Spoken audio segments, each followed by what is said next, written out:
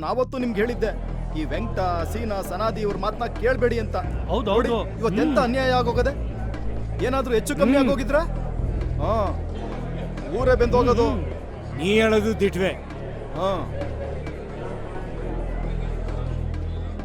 ಹಾ ಓ ಫಯಾಜು, ದಯವಿಟ್ಟು ಕ್ಷಮಿಸಪ್ಪ. ಎಲ್ಲ ತಪ್ಪುಗಳ ಹೊಣೆನ ಊರ ಯಜಮಾನರಾದ ನಾವು ಒತ್ಕೊಳ್ತೀವಿ. ನಿನ್ನ ಮೇಲೆ ಯಾರು ಕೈ ಮಾಡಿದ್ರೋ ಅವ್ರಿಗೆಲ್ಲ ತಕ್ಕ ಶಿಕ್ಷೆ ಆಗತ್ತೆ. ನಿನ್ನ ಮಗನಿಗೆ ಏನೂ ಆಗೋದಿಲ್ಲಪ್ಪ. ಅವನು ಊರಿಗೆ ಬಂದೇ ಬರ್ತಾನೆ. ಅವನನ್ನ ನಿನಗೆ ಒಪ್ಸೋ ಜವಾಬ್ದಾರಿ ನಮ್ದು. ನೀನೇನು ಯೋಚಿಸ್ಬೇಡ. ಅಣ್ಣ, ಫೈಸು ಎಲ್ಲಿದ್ದಾನೆ? ಚೆನ್ನಾಗಿದಂತಾನೆ? ಅವನ್ಗೇನು ಆಗಿಲ್ಲ ತಾಯಿ, ಅವನು ಬಂದೇ ಬರ್ತಾನೆ. ನೀನೇನು ಯೋಚನೆ ಮಾಡ್ಬೇಡವ.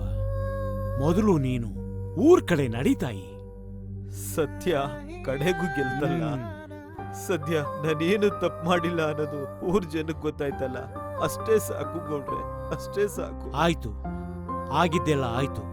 ಮೊದಲು ಊರ್ ಕಡೆ ನಡೀರಿ. ಬನ್ನಿ. ನಡೀರಿ ನಡೀರಿ.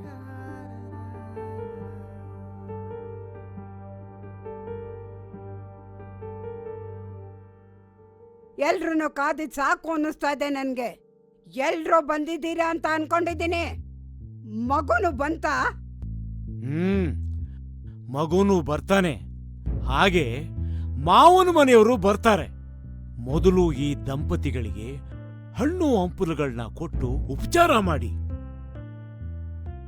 ಫಯಾಜು, ನನ್ನನ್ನ ಕ್ಷಮಿಸ್ಬಿಡು ಫಯಾಜು. ನನ್ನ ಸಂಪತ್ತನ್ನೆಲ್ಲ ದೋಚಿದ್ದಲ್ದೆ ನನ್ನ ರೌಡಿಗಳಿಂದ ಒಡ್ಸಿ ಮಾಡಬಾರ್ದನ್ನೆಲ್ಲ ಮಾಡಿ ಈ ಕೈ ಮುಗಿತಿದೀಯಾ? ನನ್ ಮನೆ ಹಾಳ್ ಮಾಡಿದ್ದಲ್ದೆ ನನ್ಗಿದ್ದಂತ ಒಬ್ಬ ಮಗುನ ನನ್ನಿಂದ ದೂರ ಮಾಡಿದ ಪಾಪಿ ನೀನು. ನಿನ್ನ ನೋಡ್ತಾ ಇದ್ರೆ ತುಂಡು ತುಂಡಾಗಿ ಕತ್ತರಿಸ್ಬಿಡ್ಬೇಕು ಅನಿಸ್ತಿದೆ.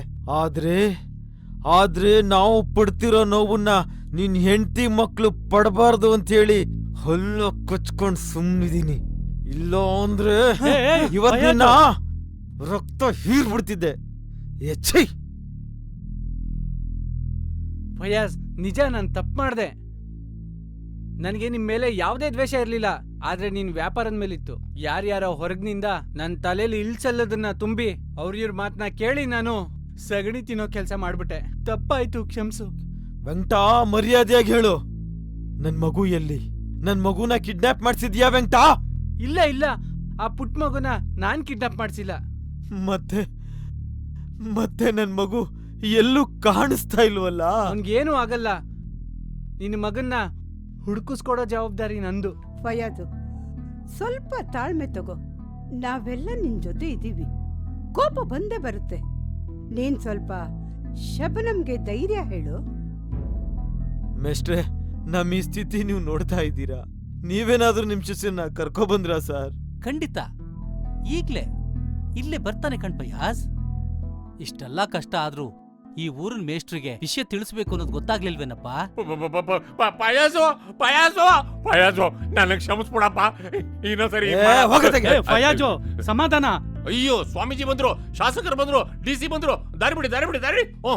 ಜೈ ಮಹಾದೇವ, ಜಯ ತು ಜಯ ಮಹಾದೇವ. ಪೈಜು ಬಂದ, ಪೈಜು ಪೈಜು ಫೈಸು, ಫೈಸು, ಫೈಜು ಫೈಜು ಫೈಜು ಫೈಜು ಎಷ್ಟು ಲೊಟ್ಟೋಗಿದ್ದೆ ಮಗನೇ. ಎಲ್ಲೋಗಿದ್ದೆ ಫೈಸು,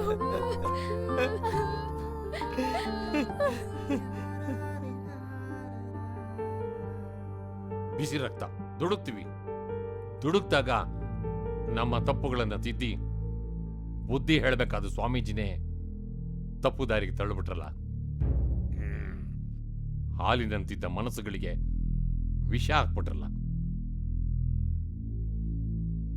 ಇವ್ರನ್ನ ನಾವು ದೇವರು ಅಂತ ಪೂಜೆ ಮಾಡ್ತಿದ್ವಿ. ಇವರೇ ನಮ್ಮನ್ನ ಹೊಡಿರಿ, ಬಡಿರಿ, ಕಡಿರಿ ಅಂತ ಹೇಳಿದ್ರೆ ಹೇಗೆ?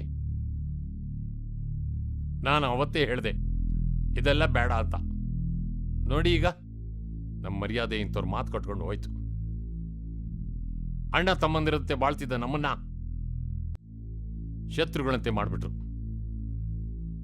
ನಿನ್ನ ಅರ್ಧ ಕೋಳಿಗಳನ್ನ ನಾನೇ ಕದ್ಬಿಟ್ಟೆ.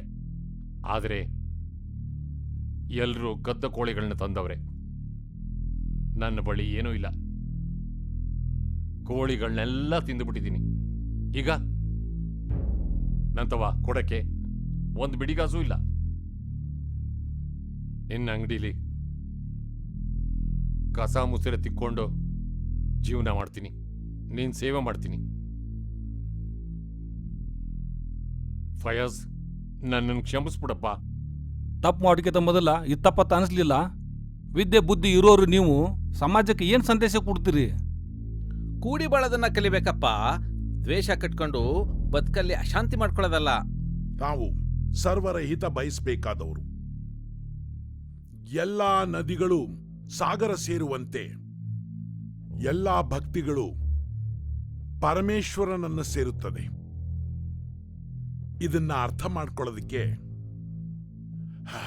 ನಾವು ವಿಫಲರಾಗಿದ್ದೇವೆ. ಸ್ವಾಮಿಗಳ, ನಿಮ್ಮ ಬಗ್ಗೆ ನಮಗೂ ಗೊತ್ತೈತಿ. ಡಿಪಾರ್ಟ್ಮೆಂಟ್ ಕಡೆಯಿಂದ ನಾವು ಮಾಹಿತಿ ಕಲೆಕ್ಟ್ ಮಾಡ್ಕೊಂಡೀವಿ. 100 ಕಂಪ್ಲೇಂಟು ಬಂದವು. ಇವ್ರ ಬಗ್ಗೆ ಗೌರವ ಐತಿ, ಇಲ್ಲ ಅಂತಲ್ಲ. ಸಮಾಜದಾಗ ದೊಡ್ಡ ಜಾಗದಾಗ ಕುಂತೀರಿ. ಸಮಾಜನ ಜಕ್ಕೊಂಡು ಹೋಗ್ಬೇಕು. ನಾನು ಸುಮ್ಮನಾದ್ರೂ ಕಾನೂನು ಸುಮ್ಮನೆ ಬಿಡಂಗಿಲ್ಲ. ಕಾನೂನು ಎಲ್ಲರನ್ನೂ ಕ್ರಮ ತಗೋತೈತಿ. ಹೌದು ಸಾಹೇಬ್ರೆ, ತಪ್ಪಿತಸ್ಥರಿಗೆ ಶಿಕ್ಷೆ ಆಗ್ಲೇಬೇಕು. ಮುಂದೆ ಇಂಥ ತಪ್ಪನ್ನ ಊರ್ನಲ್ಲಿ ಯಾರು ಮಾಡಬಾರ್ದು. ಇವ್ರಿಗೆ ಕೊಡೋ ಶಿಕ್ಷೆ ನೋಡಿ ಊರವರೆಲ್ಲ ನೋಡಿ ಕಲಿಬೇಕು. ಯಾರೇ ತಪ್ಪು ಮಾಡಿದ್ರು ತಪ್ಪು ತಪ್ಪೆ. ಆದ್ರೆ ಕಾನೂನು ಪ್ರಕಾರವಾಗಿ ಅವ್ರಿಗೆ ಶಿಕ್ಷೆ ಆಗ್ಲೇಬೇಕು ಸರ್. ಸ್ವಾಮಿಗಳ, ಶಾಸಕರಿಗೆ ಎಲ್ಲ ಗೊತ್ತೈತಿ. ಅವ್ರ್ಯಾಕೆ ಬಂದಾರಂದ್ರೆ ತಪ್ಪು ಮಾಡಿದವ್ರನ್ನ ತಿದ್ದಬೇಕಂತ. ನನ್ನನ್ನು ನಿಮ್ಮನ್ನು ಸೇರಿಸಿ ಕರ್ಕೊಂಬಂದಾರ.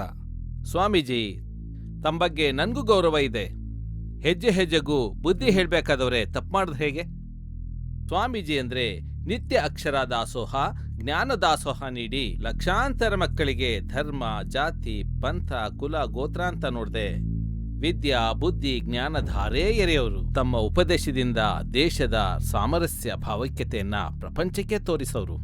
ಮಾನವ ರೂಪದ ದೇವರು. ಸಾಹೇಬ್ರೆ, ಯಾರ್ ಮುಲಾಜು ನೋಡದೆ ಹೇಳ್ಕೊಂಡೋಗ್ ಜೈಲಿಗೆ ಬಿಸಾಕಿ. ಅಷ್ಟೇ ಅಲ್ಲ, ಚೆನ್ನಾಗ್ ಕಾರ ಮೆತ್ತಿ ಏರೋಪ್ಲೇನ್ ಹತ್ಸಿ ಬೆಂಡದ್ ಬಿಸಾಕಿ. ಇಡೀ ಊರನ್ ಮರ್ಯಾದೆನೆ 3 ಕಾಸು ಕರಾಜ್ ಹಾಕ್ಬಿಟ್ಟವ್ರೆ. ಹೌದು ಸಾಹೇಬ್ರೆ, ನಮ್ ಪರಮೇಶ್ ಹೇಳ್ತಾ ಇರೋದು ನಿಜ. ನಿಮಗೆ ನಿಮ್ ಊರಿನ ಬಗ್ಗೆ ಅಭಿಮಾನವೂ ಇಲ್ಲ, ಅನುಕಂಪವೂ ಇಲ್ಲ. ಅದೇ ನಿಮ್ ಮಕ್ಳು ಅದೆಂತ ಅಭಿಮಾನ ಅನುಕಂಪ ಇಟ್ಕೊಂಡಿದ್ದಾರೆ. ಈ ಊರಿನ ಸರ್ಕಾರಿ ಶಾಲೆ ಮಕ್ಕಳು ನನ್ಗೊಂದು ಪತ್ರ ಕಳಿಸ್ಕೊಟ್ಟಿದ್ರು. ಆ ಪತ್ರದಲ್ಲಿ ನಮ್ಮ ರಾಷ್ಟ್ರಕವಿ ಕುವೆಂಪುರವರು ಬರೆದಿರುವ ಜೈ ಭಾರತ ಜನನೀಯ ತನುಜಾತೆ, ಜಯ ಹೇ ಕರ್ನಾಟಕ ಮಾತೆ, ಸರ್ವ ಜನಾಂಗದ ಶಾಂತಿಯ ತೋಟ, ರಸಿಕರ ಕಂಗಳ ಸೆಳೆಯುವ ನೋಟ, ಹಿಂದೂ ಕ್ರೈಸ್ತ ಮುಸಲ್ಮಾನ ಪಾರಸಿಕ ಜೈನರುದ್ಯಾನ, ನೀವು ಬಂದು ನಮ್ಮ ಊರನ್ನ ಉಳಿಸ್ಕೊಡಿ ಅಂತ ಬರ್ದಿದ್ರು. ಅದೇ ಪತ್ರವನ್ನ ನನ್ಗೂ ಕಳಿಸಿದ್ದಾರೆ. ಜನರೆಲ್ಲ ದಿನ ಬೆಳಗಾರೆ ನನ್ನ ಮನೆಗೆ ಬಂದು ಮಂದಿರ, ಮಸೀದಿ, ಚರ್ಚ್ ಕಟ್ಬೇಕು, ದುಡ್ಡು ಕೊಡಿ, ಹಾಳು ಮುಳು ಅದಕ್ಕೆ ಇದಕ್ಕೆ ಅಂತ ಹಣ ಸಹಾಯ ಕೇಳ್ತಾರೆ. ಆದ್ರೆ ಇಲ್ಲಿನ ಸರ್ಕಾರಿ ಶಾಲೆ ಮಕ್ಕಳು ನಮ್ಮೂರಲ್ಲಿ ನೆಮ್ಮದಿ, ಸಂತೋಷ ಇಲ್ಲ, ಅದನ್ನ ದೊರಕಿಸ್ಕೊಡಿ, ನಾವೆಲ್ಲರೊಟ್ಟಿಗೆ ನೆಮ್ಮದಿಯಾಗಿ ಬದುಕಬೇಕು, ಸಹಾಯ ಮಾಡಿ ಅಂತ ಕೇಳ್ತಾರೆ. ದೊಡ್ಡೋರ್ ಮಾಡ್ಬೇಕಾದ ಆಲೋಚನೆ ಮಕ್ಕಳಲ್ಲಿ ಬಂತಲ್ಲ. ದೇಶದ ಎಲ್ಲಾ ಮಕ್ಕಳು ಇದೇ ರೀತಿ ಆಲೋಚಿಸಿದ್ರೆ ನಮ್ಮ ದೇಶ ವಿಶ್ವಕ್ಕೆ ವಿಶ್ವಗುರು ಆಗೋದ್ರಲ್ಲಿ ಸಂದೇಹನೇ ಇಲ್ಲ. ಸರ್, ನೀವು ನನ್ನ ಮಗನ್ನ ನನಗೆ ಉಳಿಸ್ಕೊಟ್ಟಿದ್ದೀರಿ. ನಿಮ್ಮ ಈ ಉಪಕಾರನ ಪ್ರತಿದಿನ ನಾನು ಸ್ಮರಿಸ್ತೀನಿ. ನಿಮ್ಗೆಲ್ಲ ಕೋಟಿ ಕೋಟಿ ನಮಸ್ಕಾರಗಳು ಸರ್. ಬಾಲಕ ಫೈಜು, ಅವನ ಸಂಸ್ಕಾರ ಅವನ ಸಂಸ್ಕೃತಿಯಲ್ಲಿ ಬೆಳೆಯಲಿ. ಸರ್ಕಾರಿ ಶಾಲೆಯಲ್ಲಿ ಕಲಿಯಲಿ, ಅವನಂತೆಯೇ ಬೆಳೆಯಲಿ. ನಾನು ಮಠದಿಂದ ಬೇಕಾದ ಸೌಲಭ್ಯಗಳನ್ನ ಕೊಡಿಸುತ್ತೇನೆ. ನನ್ನಂತವರಿಗೆ ಈ ಘಟನೆ ಪಾಠ ಕಲಿಸಿದೆ. ಎಲ್ಲರಿಗೂ ಒಳ್ಳೆಯದಾಗಲಿ. ಜೈ ಮಹಾದೇವ. ಕ್ಷಮಿಸಪ್ಪ. ಜಯತು ಜಯ ಮಹಾದೇವ. ಸರ್ವೇ ಜನ ಸುಖಿನೋ ಭವಂತು. ಏಯ್, ಎಷ್ಟೊತ್ತ ಅವ್ರ ಕೋಳಿಗಳನ್ನ ತರೋದು? ತಗೊಂಬರ್ರ.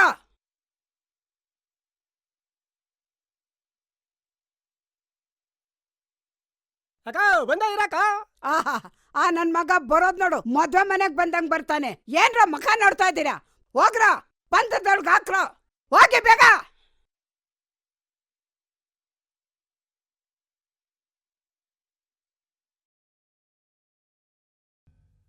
ಏಯ್, ಏನ್ ಅಲ್ಲಿ ನೋಡ್ತಾ ಇದ್ಯಾ? ನಿನಗ್ ಬೇರೆ ಹೇಳ್ಬೇಕಾ? ಕೋಳಿಗಳ ಜೊತೆಗೆ ಈ ಒಡವೆ ವಸ್ತುಗಳನ್ನ ಲೂಟಿ ಮಾಡ್ಬಿಟ್ಟಿದ್ದೆ, ನನ್ಗೆ ಆಗ್ಬೇಕು, ವಾಪಸ್ಕೊಳ್ಳಿ. ನಿನ್ ಜನ್ಮಕ್ಕೆ ಬೆಂಕಿ ಹಾಕ. ತಗೊಳಮ್ಮ. ಕಳ್ಳನ್ ಮಗ ಇದ್ದಂಗಿದ್ದಾನೆ. ಎಲ್ಲ ಸರಿಯಾಗಿದ್ಯಾ ಇಲ್ವಾ ಅಂತ ನೋಡ್ಕೋ. ಸರ್, ಇವಾಗ ನಮ್ ಸ್ಕೂಲ್ ಓಪನ್ ಆಗಿದ್ರೆ ಯಾರು ನಮ್ಮ ಅಪ್ಪ ಅಮ್ಮಂಗೆ ಹೊಡಿತಿರ್ಲಿಲ್ಲ, ನಮ್ ತಂಟೆಗೂ ಬರ್ತಾ ಇರ್ಲಿಲ್ಲ. ಯಾರು ಬಂದ್ರೆ ಚೆನ್ನಾಗಿ ಹೊಡೀರಿ ಸರ್. ಆಯ್ತು ಆಯ್ತು ಬೇಲಿ ಮೇಲೆ ಹಾರಾಡಿ, ಬೇಲಿ ಮೇಲೆ ಹಾರಾಡಿ, ಹಾಗೆ ಹೀಗೆ ಓಲಾಡಿ, ಹಾಗೆ ಹೀಗೆ ಓಲಾಡಿ, ಕೆಂಪು ಟೋಪಿ ತೂರಾಡಿ, ಕೆಂಪು ಟೋಪಿ ತೂರಾಡಿ. ಅದೆಲ್ಲ ನಿಮಗೆ ಗೊತ್ತಿಲ್ಲ ರೀ. ಎಲ್ಲ ಒಳ್ಳೇದಾಗಿದ್ದು ಅಮ್ಮನ ಕೃಪೆಯಿಂದಾನೆ. ಮುಂಜಾನೆ ದೇವಸ್ಥಾನಕ್ಕೆ ತಗೊಂಬಂದು ತಾಯಿ ಮುಂದೆ ಜಟ್ಕ ಕಟ್ಟಾಗಬೇಕು, ಎಲ್ರಿಗೂ ಊಟ ಆಗ್ಬೇಕಷ್ಟೇ. ಹಾಗೆಲ್ಲ ಆಗಕ್ಕಿಲ್ಲ. ನಮ್ ಪೀರಾನಿಂದನೇ ಎಲ್ಲ ಒಳ್ಳೇದಾಗಿರೋದು, ಮಗು ಹುಷಾರಾಗಿರೋದು. ಮೊದ್ಲು ಪೀರನಲ್ಲಿ ತಗೊಂಡ್ಬಂದ್ಬಿಟ್ಟು ಬಿಸ್ಮೆಲ್ಲ ಮಾಡ್ಸೋಣ, ಎಲ್ಲಾರ್ಗೂ ಊಟ ಹಾಕ್ಸೋಣ. ನೀವೇನೇ ಹೇಳಿ, ನಾನು ಮಂತ್ರಿಸಿಕೊಟ್ಟಿದ್ದ ನೀರಿನಿಂದಲೇ ಎಲ್ಲವೂ ಒಳ್ಳೇದಾಗಿರೋದು. ಕರ್ತನ ಆಶೀರ್ವಾದದಿಂದಲೇ ಮಗು ಸಿಕ್ಕಿರೋದು. ಮುಂಜಾನೆ ಮೊದಲು ಚರ್ಚಿಗೆ ಒಪ್ಪಿಸಬೇಕು, ಎಲ್ಲರಿಗೂ ಊಟ ಹಾಕಬೇಕು. ನೋಡಪ್ಪ ಫಯಾಜು, ಮಾತಿಗೆ ತಪ್ಪಬೇಡ. ನಾನ್ ದಾರಿಲಿ ಬರೋವಾಗೆ ಹೇಳಿದ್ದೆ ಮಗ ಸಿಗ್ತಾನೆ, ಎಲ್ಲ ಒಳ್ಳೇದಾಗತ್ತೆ ಅಂತ. ಸಮಸ್ಯೆ ಮುಂದೆ ಬರಬಾರ್ದು ಅಂದ್ರೆ ಹುಂಜಾನ್ ತಂದು ತಾಯಿಗೆ ಅರ್ಪಿಸು. ಏ ಫಯಾಜು, ಮೊದ್ಲು ಅದನ್ನ ಪೀರ ಅಂದ್ರೆ ತಗೊಂಡೋಗಿ ಒಪ್ಪಿಸ್ಬಿಡು, ಇಲ್ಲಾಂದ್ರೆ ಪೀರ ಸಿಟ್ ಮಾಡ್ಕೋತಾನೆ. ಫಯಾಜು, ಮಾತು ತಪ್ಪಬೇಡ. ದಯಾಮಯಿ ನಿನಗೆ ಒಳ್ಳೆಯದನ್ನ ಮಾಡಿದ್ದಾನೆ. ನಿನ್ನ ಮಗುನ ನಿನಗೆ ಒಪ್ಪಿಸಿದ್ದಾನೆ. ಮೊದಲು ಚರ್ಚಿಗೆ ಹುಂಜಾನ ಒಪ್ಪಿಸೋ. ಇಲ್ಲ ಇಲ್ಲ, ನಾನ್ ನನ್ ಬಾದ್ಶಾನ ಯಾರಿಗೂ ಕೊಡಲ್ಲ. ಹಿಂಗೆ ಆಡಿದ್ರೆ ಊರ್ ಬಿಟ್ ನಾನ್ ಓಡೋಗ್ತೀನಿ ಬಾದ್ಶಾ ಜೊತೆ. ನಡಿ ಬಾದ್ಶಾ, ಓಡೋಣ. ಫೈಜು, ಏ ಫೈಜು, ಬೇಟಾ ಫೈಜು, ನಿಂತ್ಕೋ.